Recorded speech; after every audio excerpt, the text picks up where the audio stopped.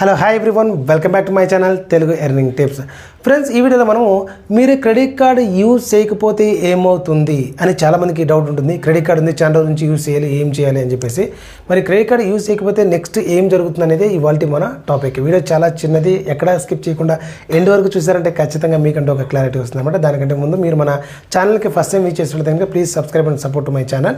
Let's go to the topic. Friends, చూడండి, నార్మల్గా credit card use చేయకపోతే ఏమవుతుంది అంటే కనుక నార్మల్గా మనకి ఫస్ట్ ఇనీషియల్గా మన క్రెడిట్ కార్డు వచ్చినప్పుడు యూజ్ చేయకపోతే ఆటోమేటిక్గా మన కార్డ్ అనేది క్యాన్సిలేషన్కి వెళ్ళిపోతుంది. దానికి సర్టన్ టైం పీరియడ్ ఇస్తారన్నమాట. Approximately 6 months or kind of I think.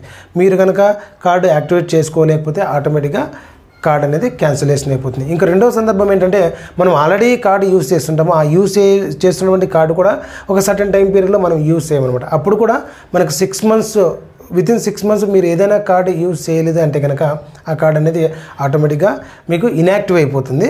మీకు రెన్యువల్ కార్డు అనేది ఇష్యూ చేయరు. రెన్యువల్ కార్డు అంటే next for example every 3 years once కానివ్వండి, 5 years once కానివ్వండి, నార్మల్గా క్రెడిట్ కార్డు రెన్యువల్ అవుతుంది కదా.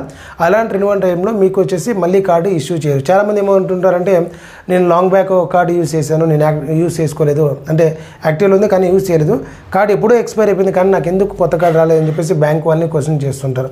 యాక్చువల్గా మీకు రెన్యువల్ అయ్యే ముందు కార్డు ఏదైనా స్వైప్ చేసి ఉంటే వితిన్ 1 or 2 months బిఫోర్, అప్పుడు మాత్రమే మీకు కార్డు అనేది రెన్యువల్ చేయడం జరుగుతుంది.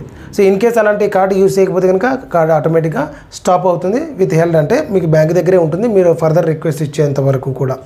ఇన్ కేస్ మీకు కార్డు అవసరమే లేదనుకుంటే దయచేసి నా రిక్వెస్ట్ ఏంటంటే, మీరు ఆల్రెడీ యూజ్ చేస్తున్న card better to close the card. మీరు బ్యాంకుకు రిక్వెస్ట్ ఇచ్చి కార్డును క్లోజ్ చేసుకోవడం మంచిది. ఎందుకంటే మీరు కార్డు యాక్టివ్లో ఉండి మీ కార్డు మిస్యూజ్ అవ్వడం వల్ల, లేకపోతే ఎవరి చేతుల్లోకైనా మీ కార్డు వెళ్తే చాలా వరకు ఫ్రాడ్యులెంట్ యాక్టివిటీస్ జరిగే అవకాశం ఉంది. కాబట్టి ఎప్పుడైతే మీరు కార్డు యూజ్ చేయము అని అనుకుంటారో మీరు క్లోజ్ చేయాలనుకుంటే క్లోజ్ చేయండి. లేకపోతే కనుక ఆన్లైన్ అండ్ ఆఫ్లైన్ ట్రాన్సాక్షన్స్ అన్నీ కూడా డిసేబుల్ చేసుకోండి. అండ్ నార్మల్గా ఫర్ ఎగ్జాంపుల్ 1 లక్ష రూపాయలు మీకు క్రెడిట్ లిమిట్ ఉందనుకోండి, మీకు జస్ట్ అన్ని ఆన్లైన్ ఆఫ్లైన్ ఆఫ్ చేసి పెట్టుకున్నా అంటే మీ కార్డు లాస్ అయినా కూడా ఎవరు కూడా దాన్ని టచ్ చేయలేరు అనమాట. సో ఈ విధంగా అయితే మీరు కార్డును ప్రొటెక్ట్ చేసుకోవచ్చు, లేదంటే కార్డు క్యాన్సిలేషన్ చేసుకోవచ్చు.